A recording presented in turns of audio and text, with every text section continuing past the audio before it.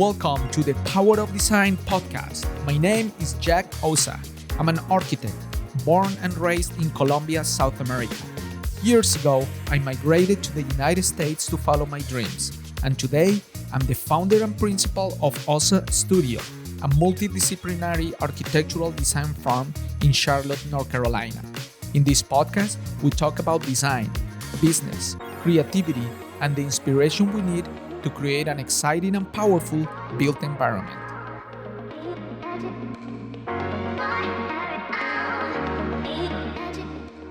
In this episode of the Power of Design podcast, the guests are Taylor Critcher and Trey Little, both directors of the Charlotte office of Seamon Whiteside, a 200-person civil engineering and site design firm serving North and South Carolina. During our conversation, we discussed their professional journey, how to establish a presence in a new market, and what it takes to grow a successful business and client relationships.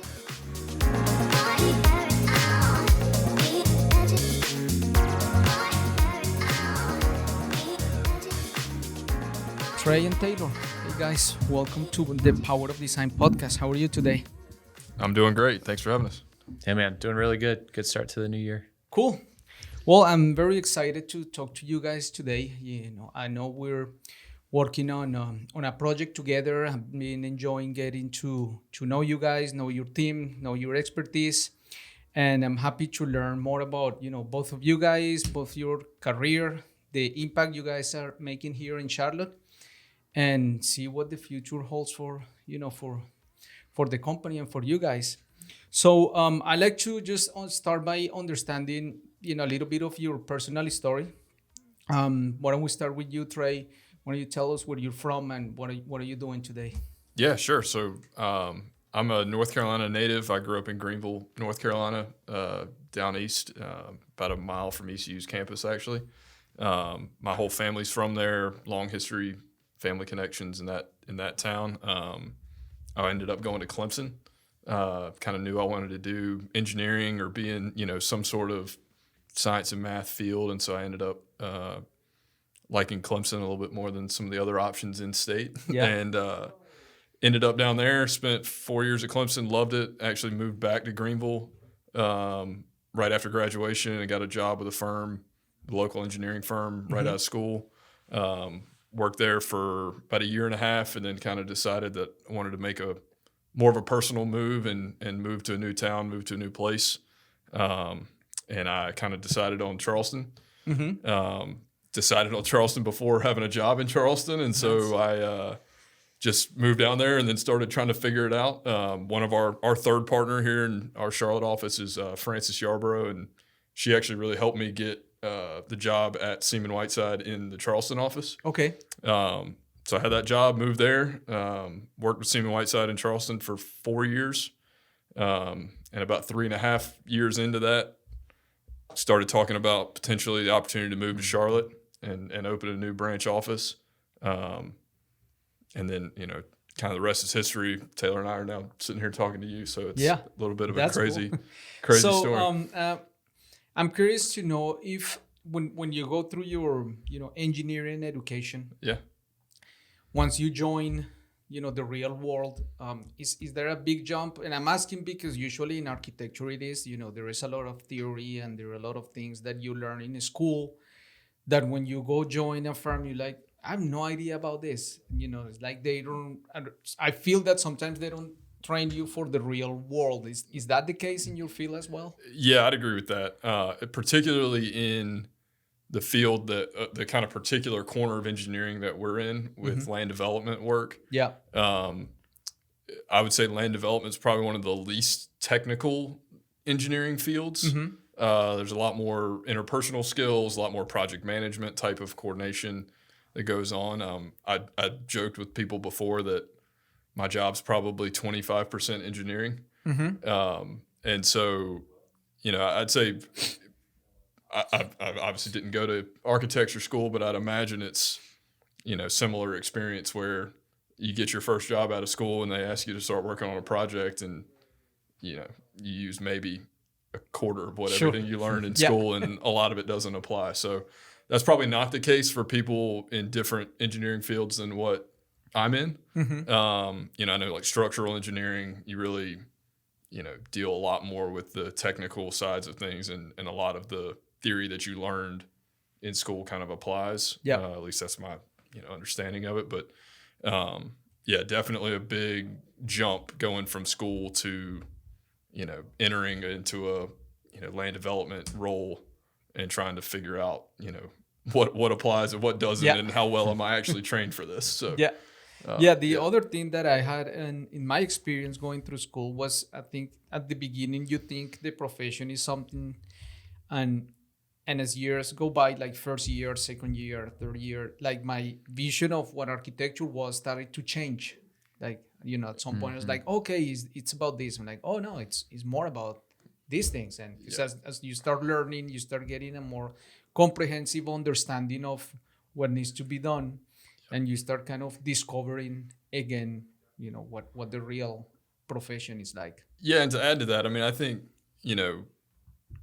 I got into engineering, and I'm sure a lot of other people get into engineering because you go to math classes in high school and growing up, and that all makes a lot of sense. And so you're like, okay, how can I get out of going to English classes that I don't like?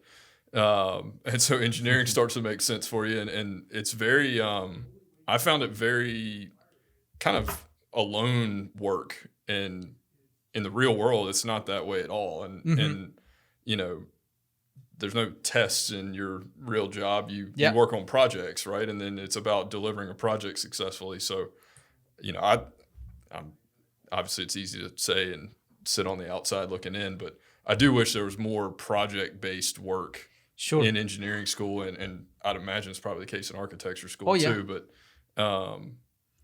definitely an adjustment to go from kind of doing your individual assignments in school and then getting put on a team or having to work with a lot of different consultants that do a lot of different things and trying to figure out how you fit into all that. And I don't think that I'll say that was probably one of the bigger learning curves. Just right out of school, getting into your first job. So I think the collaboration aspect is one that they don't really emphasize too much in school. Right. You cannot do it alone. You have starting with your client, the budget, the project goals, consultants. It's interesting also, for me being an architect, one of the biggest misconceptions I think people have in general is like that we're good at math. And, I use a calculator or software, but I do very basic math, and you don't really need it. At the end of the day, I always see architecture as the perfect combination between art and technique. And you can fall into any place in that spectrum. Artistic people can get more into design. Some people can be more focused on construction documentations, building code specifications, very technical. So I think that's what I like about what we do as designers, that there is room for everybody to play your strengths in any part of that process. Cool. Taylor, how about yourself? Yeah, so I, somewhat similar story. So I also a North Carolina native, grew up in the big city of Oxford, North Carolina, just north of the Raleigh-Durham area. I'm familiar with Eastern North Carolina as well. My mom's from that area of town, so Trey and I have talked a lot about that and all the great barbecue that comes with it. So grew up in Oxford, North Carolina, only child. Big family on my dad and mom's side of things, so got a good balance there between all of that. Always thought that I was going to go to school. I thought I wanted to be an architect, actually. Like I feel like a lot of landscape architects do. Quickly realized that there was probably a broader spectrum that spoke to me. I thought I was going to go to NC State, but actually owe a lot to my aunt. She was a college counselor at Durham Academy and had some students that had, gone to Clemson and convinced me to go tour the campus. And it was a, home run when I went to go see the campus. So it felt like home, and certainly was, for the 5 years that I was there. So spent 5 years at Clemson, made my way down to Orlando because I didn't want to get a big boy job yet. So went to go, work with Mickey Mouse and Disney World for a little bit. On the horticulture side of things. So, oh wow! What were you doing? So I was a landscaper intern, college intern for the summer. So worked at Hollywood Studios, at Animal Kingdom, one of the water parks, one of the resorts, and just kind of learned the nitty gritty of it. I did a lot of that in high school with a cousin of mine, and Nice. so that was natural for me. What was the coolest thing about working down there in Disney? Oh man, definitely. Well, the hours were terrible, so I would not recommend that to anyone. But it was a good experience, and I probably shaped up until kids me getting in the office early because it was early rising because you're not seen. But definitely working at Animal Kingdom. So we got to go into like where the safari is. Get out on the grounds where all the animals were, and if you're reseeding or changing out plants, whatever that may be. So there was a lot of interaction there.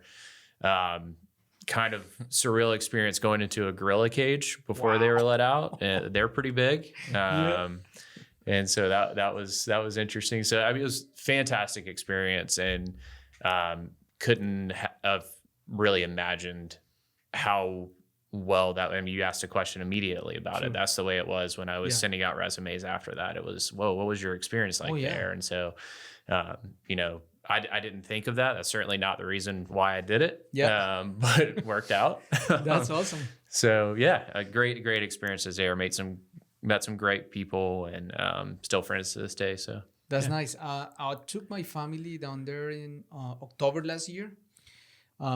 I have three kids, and it was amazing. We went to Animal Kingdom. It was one of the parks we visited, and the new Avatar rides. Just the technology with all the nature, it's amazing. And now looking at that whole system from my perspective today, with the experience that I have, the amount of coordination, engineering, design, it's incredible, man. It is. It's incredible. I mean, it really is. Obviously, I appreciated it when I was there, but even so now, I mean, we're talking about engineering. We have an engineer, an architect, and a landscape architect in the same room, and it's all of that and really the ultimate like creativity bucket there. And seeing it actually, there's one thing to be creative and create these visions, but to make it real. Was pretty special to be a part of. Now I wasn't creating the rides or anything, but it was still very cool to be a part of that experience. Okay, cool. So what happened after that? So spent a summer there, then decided it was time to get a job. Was searching really anywhere, everywhere. I didn't have a major target in my head. I knew I wanted to be in the Southeast. Looked at Atlanta for a while. My girlfriend, now wife, girlfriend at the time was from Mount Pleasant, Charleston. So that was definitely an area that I was looking at. Ended up taking during that time, when I came out of school in 2011, was still kind of coming out of the recession. So in our field, it was still very much you got to work to find a job, unlike it is today for a lot of folks. So ended up taking a 3-month contract with a company in Charleston, just a landscape architecture firm that was doing a lot of high-end design, both residential stuff on Kiowa, and then some resort work. We were working on projects in China, kind of all over the place. So it was great design experience. Guy that hired me, Gary Collins, who's with Seamon Whiteside now, a close friend of mine now, has hired me twice. So I know he made a transition. I wasn't happy where things were going at the firm that I was at. I was there for a year and a half. Ended up following him to Seamon Whiteside and in Charleston. So I spent 8 years in Charleston after school. And then we came up here in 2019, and I think end of this month will be my 11th year with Seamon Whiteside, and I've been loving every bit of it. But yeah, it's been great being back in Charlotte or in North Carolina. It's familiar. I would tell people I was from Oxford, and not that it's jokingly a big city. No one knew where it was, so I would tell people I was from Raleigh when I was in Charleston. But now, like, you say it, and people are like, "Oh yeah, I've heard of that." So it's fun being kind of relating to a lot of people in that way now. So it's been good. Cool. So help me understand, what each of your roles is here with your local office, and maybe before that, tell me a little bit of background of the company as a whole. What kind of services you guys provide, history, type of clients, type of Yeah. work.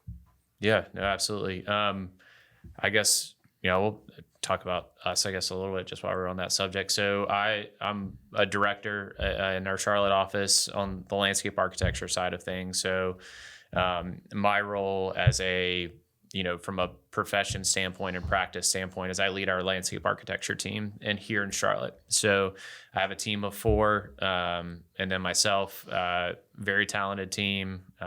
2 of the people on our team actually worked with us in Mount Pleasant, and they were able to come join us up here, which has been great. Nice. So from a practice standpoint, I focus on the landscape architecture and planning side of things. So a lot of the upfront yield studies for our clients, vision of what the product is with their development program, and then everything from that to going through the construction process, the QA/QC process, and seeing that through. From our office standpoint, when we came up here, took a lot on myself to start the marketing business development side of things. So really got out there, and it kind of fit my personality. So that bucket, as far as like our leadership team goes, so we have a kind of 3-headed leadership approach here. The marketing business development side of things, client relationships is kind of where I live in that role. Nice. Yeah. And tell me about the company as a whole. How big are they in Charleston here? Yeah. So the company as a whole, I'm probably going to get these numbers wrong, but we're probably close to 200 people as a whole right now. The Charleston office company started in 1985. Okay. Kenny Seamon and Stuart Whiteside, Seamon Whiteside. Kenny unfortunately passed away a few years back. He was a landscape architect. Stuart Whiteside is still with the company, very much a big part of it, is a civil engineer. So that's still our bread and butter today. So the company was started in 1985 in Charleston. They are probably hitting the 80 mark there. Tell me if I'm incorrect on that. That's about right. So about 80 folks down there in Mount Pleasant, South Carolina. Our second office after Charleston was in Greenville. So they've been open now for 21 years, Greenville, South Carolina, so in the upstate. That market's exploded. They're probably pushing 45 people in that office now. We have 2 satellite offices, one in Summerville, South Carolina, one in Spartanburg, who have anywhere between 5 to 8 people in those offices. And then our most recent office is, us here in Charlotte, and we started that in 2019, and we're up to 25 people now. So we came up here with 5 and have grown to 25, and it'll be 5 years in April 1st. So that's awesome. Seen a lot of growth. Nice.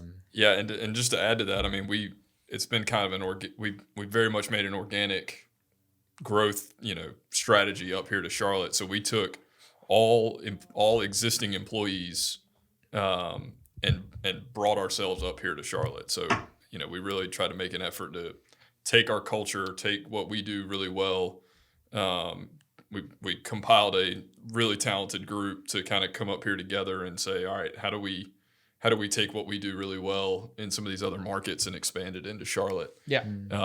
And so, like Taylor said, we started with 5 of us that came up here to kind of lead the charge and lead the office and get this thing going, and we've grown it to 25 in about 5 years. So, all organic. We've now since hired a lot of people that are either local Charlotte or moving in from out of town. We brought a couple people up from other offices who wanted a kind of different opportunity or something new. But it's been exciting to take what was done really well in our other offices and be able to kind of put our own little twist on that and bring it up to Charlotte and kind of serve this market. So. Yeah. So what's your day-to-day like, specifically for your role? Sure. So I'm a civil engineer. I'm a licensed engineer. And so I lead a team of civil engineers and designers, kind of on the more technical, engineering design side. My background is in multifamily and industrial projects. and commercial for that matter, kind of everything but the single family residential communities type of stuff. So I kind of head up those sectors for us here in the Charlotte office, and then my teams execute all the designs and construction documents, and all the way from initial concept designs where we're really working hard with Taylor and his group, all the way through CA closeout. We're pretty much soup to nuts from one end of the design start to the closeout of the delivery of the project. So Yeah. Obviously heavy in design. That's really our bread and butter is kind of execution of construction documents, and then permitting is obviously a huge part of any civil engineers, land development civil engineers day-to-day life. Yeah. So we've had to kind of make ourselves experts here in the Charlotte market over the last 5 years, and have tried to put a lot of effort into that. But yeah, day to day, my team is 8 of us.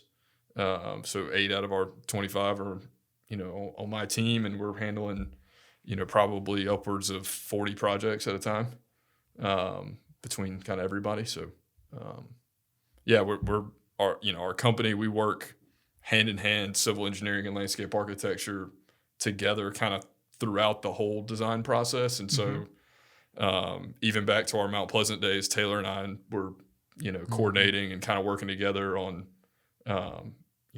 basically every project we worked on. And Yeah. now it's been we're kind of more on the review side and more on the upfront side, the client facing side of the projects now, and trying to train new people, kind of instill that culture, and kind of teach the people under us how to execute with the Seamon Whiteside way in mind, and make sure that the collaboration's there with the landscape architects, and execute a really good quality design and keep the clients happy. Sure. So. Yeah. No. I'm very glad to hear that story, because I can see. I don't know much about the company. I just the few interactions we had working together, but I think it says a lot about a firm, about the culture, about how the business is run, that they create this platform for you guys just to be ready to attack the market, add value immediately, and start creating a business where you didn't have a presence before. For me, I started my business. It's gonna be February 1st. It's gonna be 7 years. Wow. But I started from scratch, so I had no history. There is nobody helping me. There is no systems. There is nothing. So it's like building the machine from start. And I really value what the founders did many years ago, because you're building the foundation, and then creating a foundation that is strong enough to grow, where other people are building on top of that. The reputation, the systems, the quality, the way to do business. I think that says a lot about just business in general. And it's amazing that they're, all that work that they have done for decades and generations is creating a platform for you guys to have a good quality of life, to provide for your families, to provide opportunities for others. That's amazing. Yeah, I mean it's really great, and of course we owe a lot to the whole team at Seamon Whiteside that are have been with the company for a lot longer than we have, and going back to Stuart and Kenny and kind of setting that foundation. It's kind of interesting to. It's all about providing opportunities, right? And so we were presented with a really good opportunity, and I think both of us, feel really strongly that it's our really responsibility now to kind of help provide that opportunity for other people and the people that we bring in. And so, I mean, I think we have those conversations all the time with our clients, with our employees, with our, colleagues. Like, how do we create opportunities for people to grow? And if you do that, you start to create a culture where people who want an opportunity come find you. And that's really exciting. And I think like you mentioned, the foundation of what the company was built on just helps create that environment where everybody's excited about that. Yeah.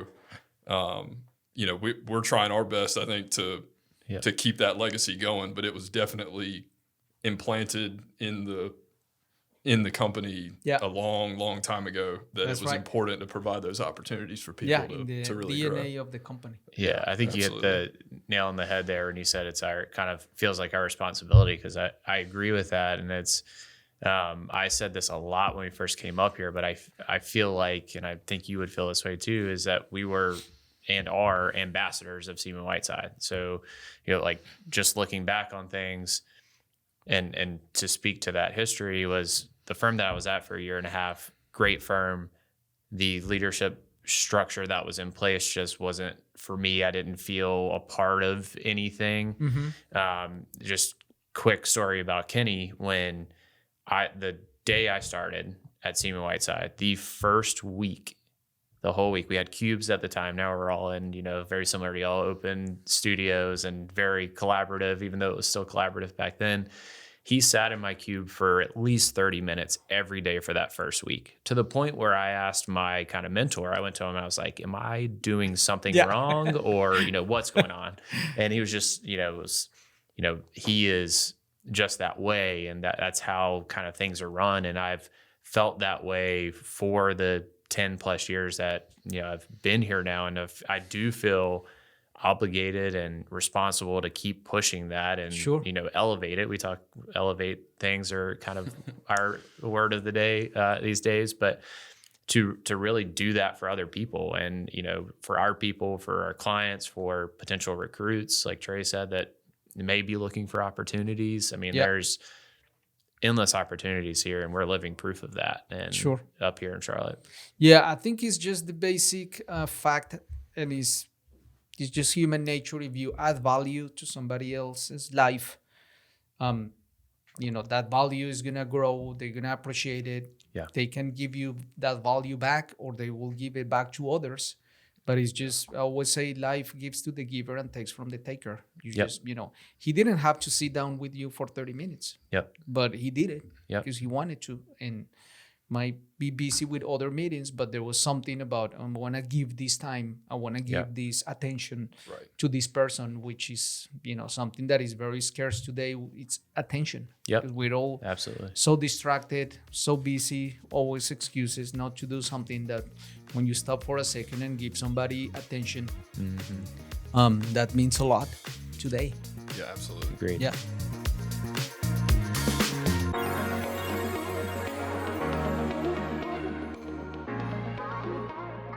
The Power of Design podcast is brought to you by OSA Studio, a multidisciplinary design firm focused on creating impactful experiences through the power of design. We partner with our clients to create buildings, interior spaces, brands, and strategies that help you deliver a successful project.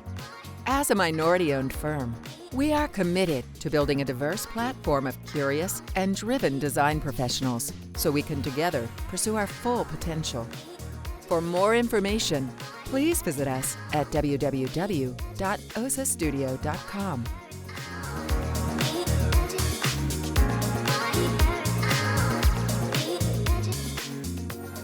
What's your approach to business development? Let's say you came here, you knew nobody. Then how do you start? And what do you do? That's pretty close to what happened. Luckily we did have some clients when we got here that we had worked with in other markets. So I don't want to, cover that up. And there were certainly a lot of clients that helped us, start, but there was a lot of work that we had to do to really make a name for ourselves if we wanted to, this will be 5 years in April and be here for the long term. And so I think it starts with, and back to what we were just saying, like believing in who we are in the Seamon Whiteside way and how we treat our people and our clients and our community. And I think we're all very firm believers in that. And there's a lot of passion behind that, and a lot of, developers and architecture groups and, contacts we had on the consultant side were helpful for us because they experienced that with us working that way. And so, we knew it was going to be a tall order to, knock down some doors and, get in with certain groups. But I think we were pretty confident that, just given the way we go about things, and we're just relatable, and we're about relationships, and we're about those collaborations with our, consultants and, whatever we need to do there. So I think we were pretty confident that it was just naturally going to happen. Truthfully, I think it happened probably faster than we were thinking it was going to. Obviously, Charlotte market is booming, with development, especially when we started. So for us, it was the approach of, we're going to go meet with as many people as we can. We're not, sellers. We're not true salespeople. We're not going to try to sell you on anything and everything. We're going to sell you on who we are. And if that fits with what you're looking for, and we talk about this a lot, if our clients and who we're working with fit with what we're looking for, then we're going to find great partnerships for the future. And we're here for the long term. Yeah, I call that alignment. Yeah. When you work with people that are aligned with you, and that alignment, there's not like a specific way to define it, at least for me personally. It's just you kind of click. You're like, okay, might be same values, might be same goals or approach to business, that you kind of feel like, oh yeah, I feel good working with this group. It just feels good. Let's just do it again. And not every opportunity or prospect that presents to your door, it's a match. We all had that, where sometimes we had somebody with an opportunity, and we have that back, something in our mind that it doesn't feel right, but you're like, oh no, yeah, it's a good fit, let's do it. And then 6 months later, you're like, oh my God, what is this? Which, is business. And I always say that as long as our nightmare clients are less than 10%, we're good. There is always something. There is always something like, oh my gosh. You said that's business. I mean, that's life, right? That's right. That's that goes beyond business for sure. Yeah. There was someone, I can't remember who it was now, and I wish I can give credit to him. I remember the name soon, but I was talking to recently that we were talking about just that, how you're going to do business and that alignment. And he talked a lot about how you're not defined by the projects like that are high profile. You're more defined by the projects and connections that you're not taking. That's because, right. And that hit home to me. I was like, that's so true. If that relationship and that partnership and alignment's not there, then it's not worth either of your time. Yep. I heard like a version of that. It was more about you build your business based on what you say no to. And say no is hard. Absolutely. It's really hard, but it takes a level of experience to feel comfortable to say, hey man, thank you, but I don't think we're a good fit for this. And sometimes I respect that, because I want people to respect that when I'm doing it. Because we're all sellers and buyers. I mean, we're selling, but we're also buying from somebody. In our personal lives and in our business, we're all still making transactions. So it's always a formula that is still out there that we're always applying. So Trey, why don't you tell me a little bit about how you approach your engagement with your team? How do you focus on what's going on in the marketplace, what's going on out there, but at the same time there are people at the office, they're kind of your clients as well, because they should be happy and they need encouragement, and and things go wrong here. And how do you do that? How do you approach that? That's a really good question. I probably wish I had a better answer for that than I do. Being in a kind of a leadership role and everything, I've learned a lot that no 2 days are the same. And you kind of have to be a chameleon a little bit when you're in that role, and kind of meet the needs of who you've got, on staff, and what those client, needs are. I've found that, how you interact with, if I try to be too cookie cutter with how I'm interacting with anybody on our staff, you're probably going to miss it. And so, I've tried to put a lot of effort into adjusting my leadership style, adjusting, how present I am with someone, how much time is going into, day-to-day training, or, like, hey, this person needs some reminders. So kind of on that day-to-day side, it's kind of meeting people where they're at and trying to help, instill like, okay, we're all here together.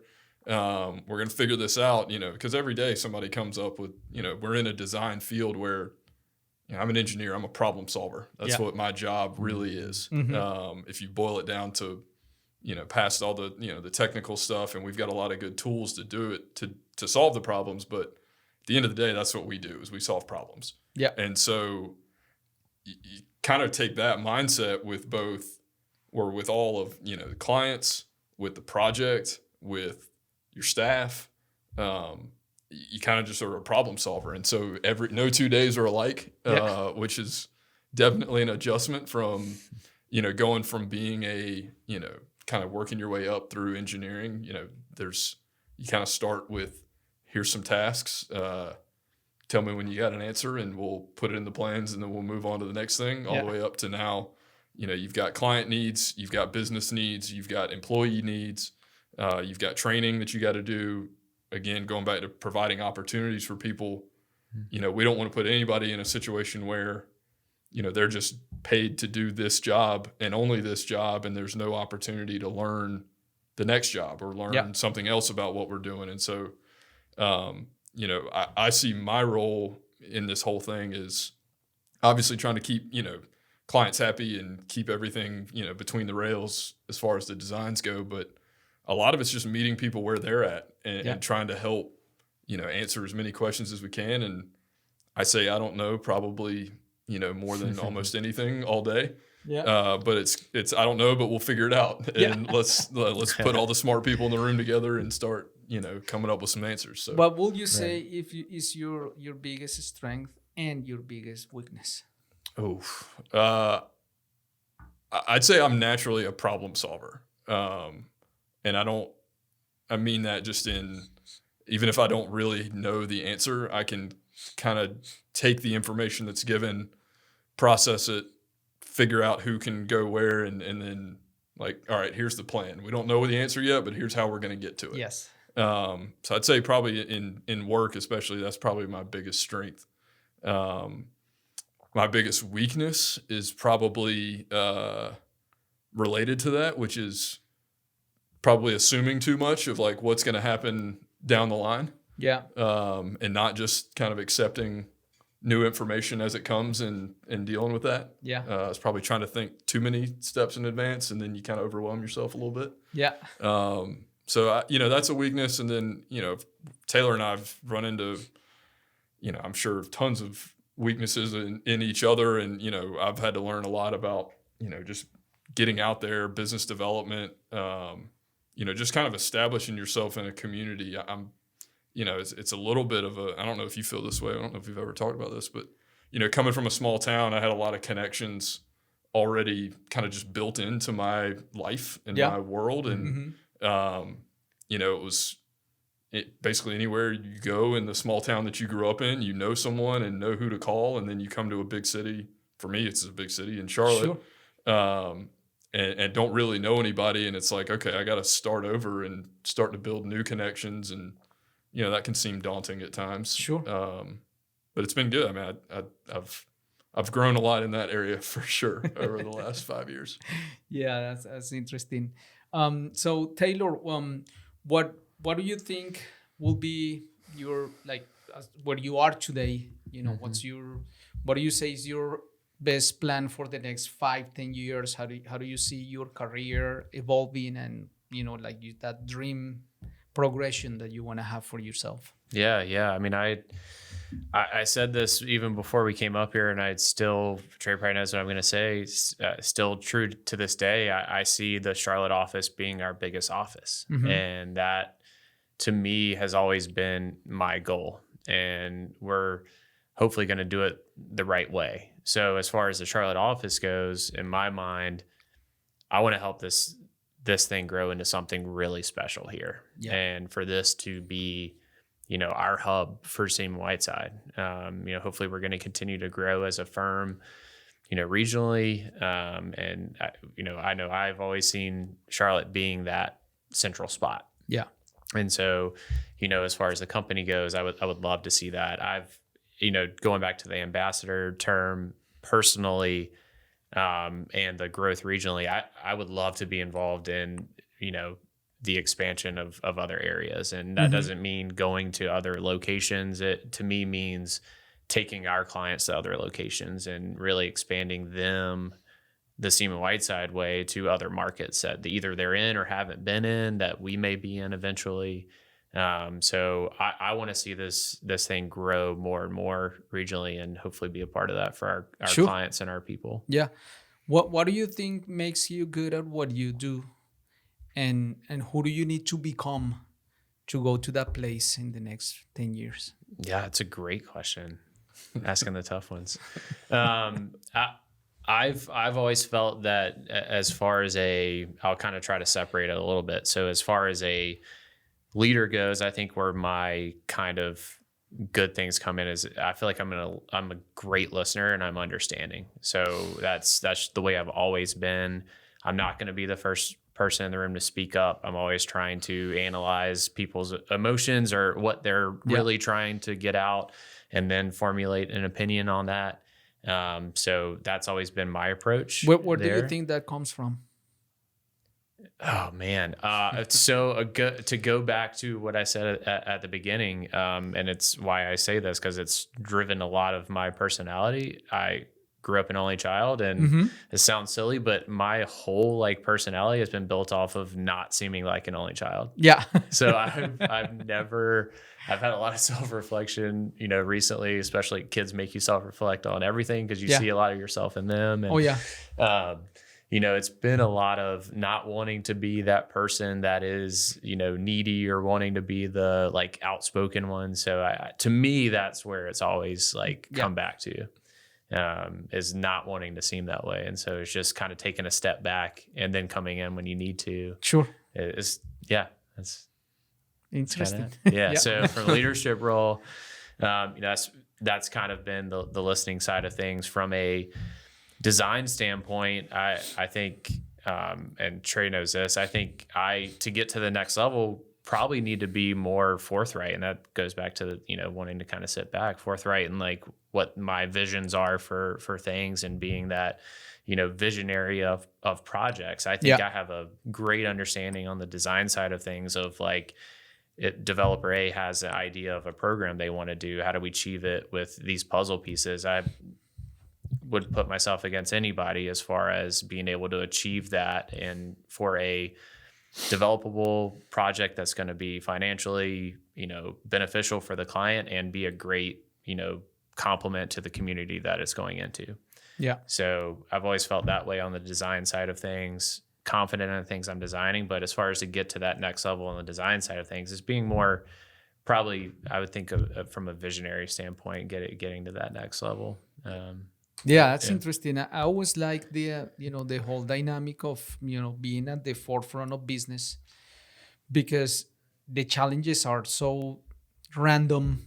They change so much that they force you to become a better version of yourself. The firm you guys have today is not the firm 3 years ago.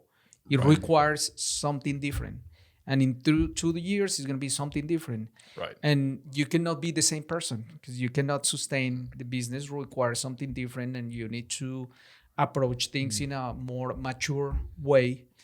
There is a lot of self-reflection that needs to happen. That needs, you need to grow, and you start. I like it because you start realizing, your weaknesses real quick, and you're like, oh my God, let me read this book, let me listen to this podcast, let me talk to this person, right? Because there's some, all of a sudden these topics that you were not paying attention to, they become important. Oh yeah. And at the end of the day, I think maybe because I'm an introvert and always in this conversation with myself all the time, I always find these places where, the better I feel about myself, the more confident I feel, the better I am for others. you know, Yep. not only at the workplace, but at your home, you know, with your family, because you're just becoming a better person. And the business setting is a great place for that, because it shows you the opportunities, and you can choose whether to do it or not. You know, you cannot do it and just stay at your same position forever, which is okay, or go find a job somewhere else. You don't have to do that. But it feels, you know, I like the opportunity to do it, and you're forced to do it because the results showed up. It's, you know, money, it's revenue, profits, and people. Right. Yeah. And if you don't do it, it's gonna show up immediately. That's right. You cannot hide it. You cannot hide it. Well, the to kind of expand on that a little bit, I mean, how do we grow both as individuals and then as a company? I mean, eventually it's going to be trying to take, you know, all these ideas that we've got, and how do you pass those off to the next, you know, again, trying to provide opportunities for people. You know, that's really how you're going to grow. Yeah. You know, Taylor and I can't sit there and design the number of projects that it's going to take for us to continue to grow the Charlotte market. You know, how do we start to instill, you know, some of those same values, some of that same work ethic, some of the same, you know, client interactions, and you know, focus on, you know, relationships. Like, how do you translate that? Yeah. Right. And how do you find people that share that vision? And what I found is kind of the hardest part is understanding that they may share the vision and then have their own take on it. Right. So, you know, you're not going to clone yourself, and nor do you really want to. Sure. But how do you, you know, kind of delegate that responsibility to someone else, and then allow them to put their flavor on it, where that's how they're going to best serve their clients and our future clients, is by being themselves, not being as close to a version of me and Taylor as or Stuart Whiteside, or, you know, Gary Collins or anybody else. I mean, you know, how do you let them be themselves and continue the vision? Yeah. And that's something that, you know, I think about a lot and just try to Oh, sure. figure out. What do you guys do personally to kind of keep, you know, growing, learning, you know, becoming a better, you know, person, father, husband, leader? You know, what are you guys doing in your, you know, day-to-day life? For me, it's probably just being more present at home or more present at work. I've definitely got a little bit of workaholic in my blood. I think that's a little bit hereditary, and we discussed that over Christmas this year. So, you know, just trying to kind of create some boundaries so that you're the best version of yourself in whatever situation you're in. I think I've done a pretty good job throughout my life of just being, you know, kind of focused on whatever the task at hand is. Yeah. I think probably where I've failed a little bit is trying to then get off of that task and go on to something else where I'm more needed. So I'm trying to grow in that, you know, just, I don't know how you get better at that other than just try to get a little better every day. But, you know, I think that's something that for me has been a big revelation in getting married and, you know, moving to a new city, and trying to kind of create some of that, you know, in my life where I'm able to be a better version of myself in each situation that I'm in. Sure.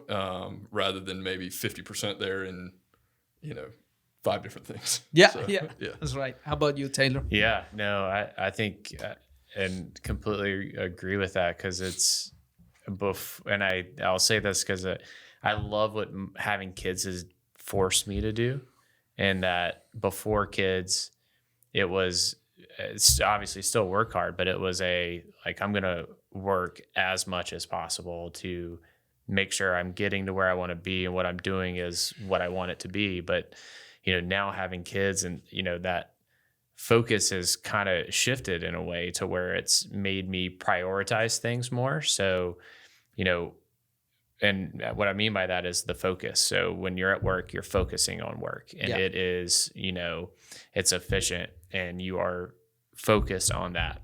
When that time hits where I need to go pick up my kids, or it's the weekend, it's completely flipped. That's right. And that focus is there. All that attention is there because that's important as well. Sure. So that to me, I've loved what my kids have forced me to do there.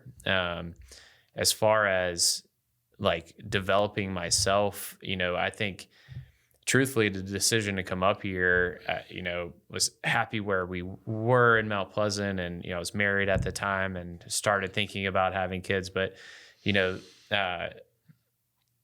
making the decision to come up here has really pushed me to develop myself professionally more, because it is ever more important to make this a success. Yeah.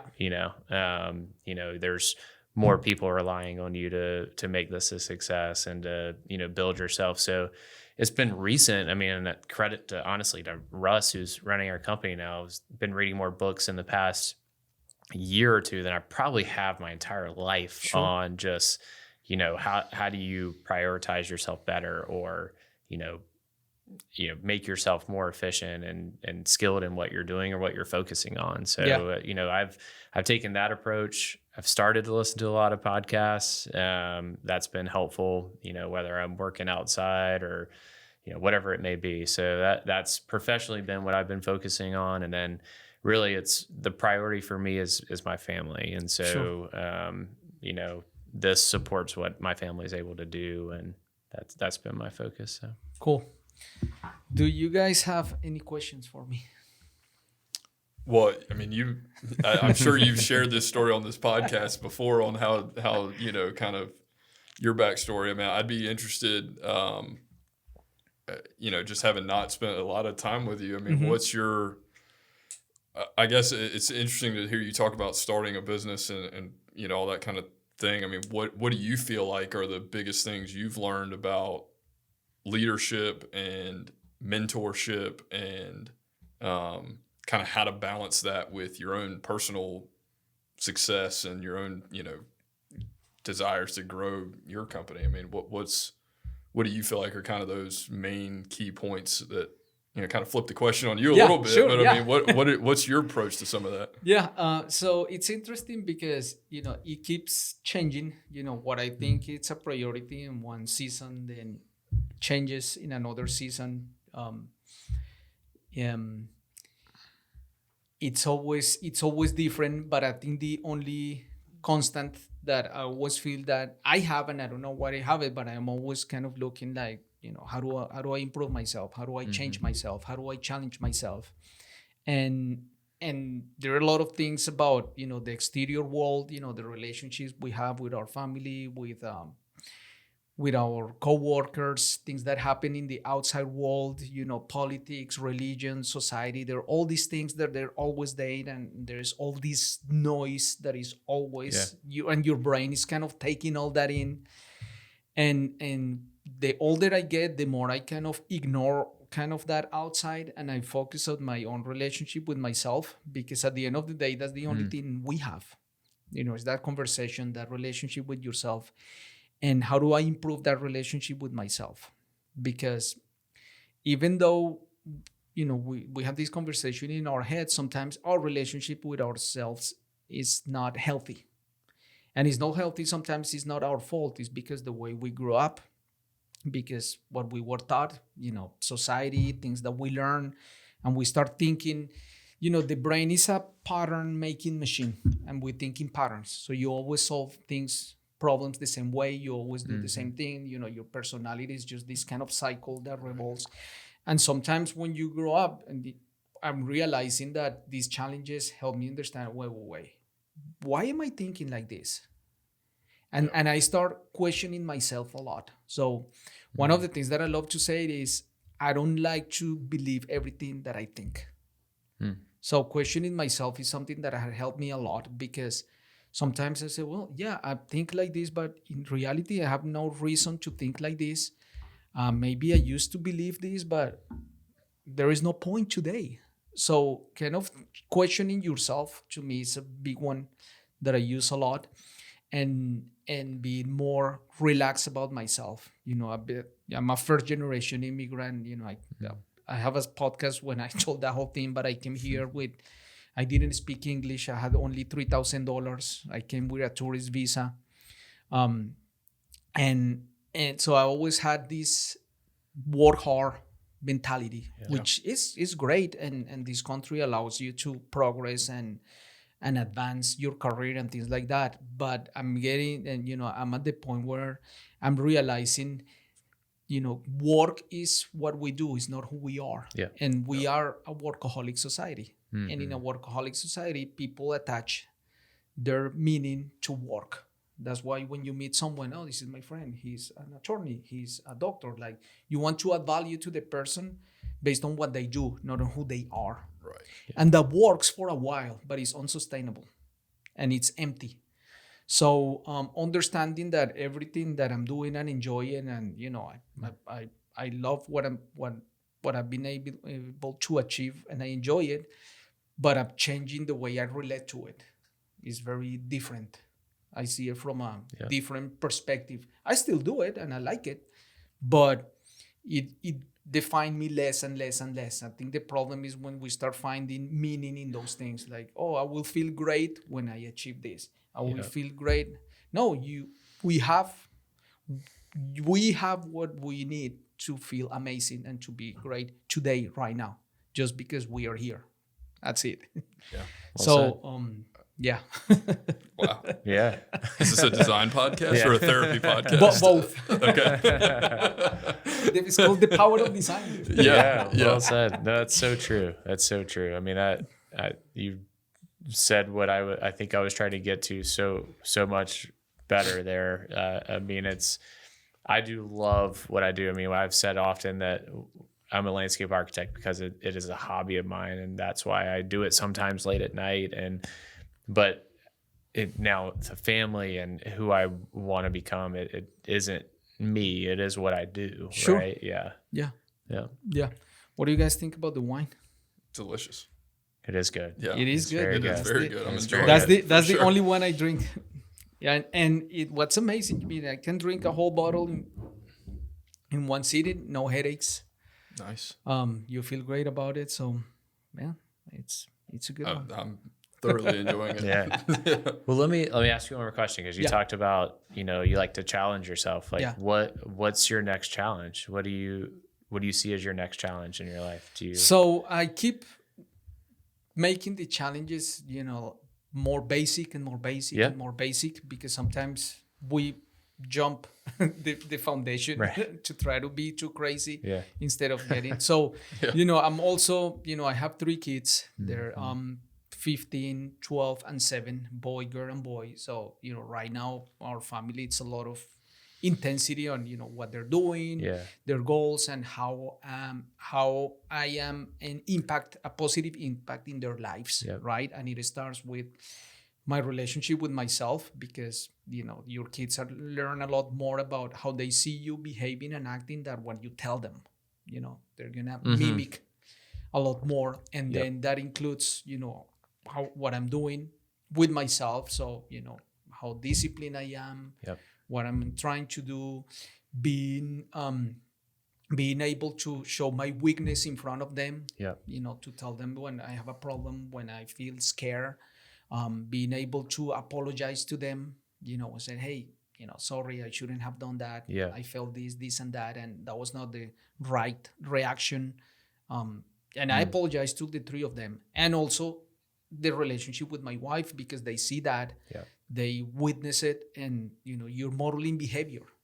So just a lot of basic things, just saying the right thing, being expressive. I tend, my wife and I are very different, we're completely different personalities. And so one of my challenges is to be more expressive, to say, hey, I love you. Thank you for this. This is amazing. I kind of like express love in a different way. So I try to try to do it in the way that they receive it or she received it. And that's hard because it's not natural. I feel so uncomfortable. And right. So that's one thing I do it. Just basic things like working out. So I try to go to the gym as much as I can in the mornings. And now my son goes with me. That's great. We wake up at, this morning at 4:30 in the morning. So I wake up and I go, hey, he's 15. He goes to school at 7. I take them, and he goes to the gym with me. I was like, man, at 15, I will never do that. No way. But Yeah. he sees me doing it, and for Yeah. him, that's like, oh yeah, that's normal. That's what people do. So I try to do, those things that are simple, but they have a big impact. So Yeah. that's at home. And then when I hit here, that's, there are many opportunities here. Same thing, how I relate to my team. I'm relating to other people, making mistakes and apologizing and being able to say, sorry, but, we try to do it this way, but it didn't work. Yeah. I love the idea of the strategies and business strategies and how do you create a plan and then executing the plan. To me, that's really exciting. Trying the plan and then fine-tuning the way you attack the plan. So becoming more efficient, more strategic, more impactful. Creating a very lean team. Having success in terms of not what people think success is, but maybe what I'm defining what that is, and having a positive impact in other people's lives. Yeah. That's great. Yeah. Cool. Fantastic. All right, guys. 58 minutes. Wow. That's That a good did one. not feel like 58 I know. No, it doesn't. I know. You're right. I mean, I want to toast Yeah. Cheers. for this. Thank you, Cheers. guys. I'm very proud of both of you guys. I think you guys have a great future here. You guys are very young and have given an amazing opportunity, and I think it's just getting started. And I can't wait to see what you guys are doing in this market. We appreciate that. Thank you. Appreciate it. Yeah. Seriously. Thank you for having us on. Yeah, This is going to be this great. Yeah. Awesome. Thanks, guys.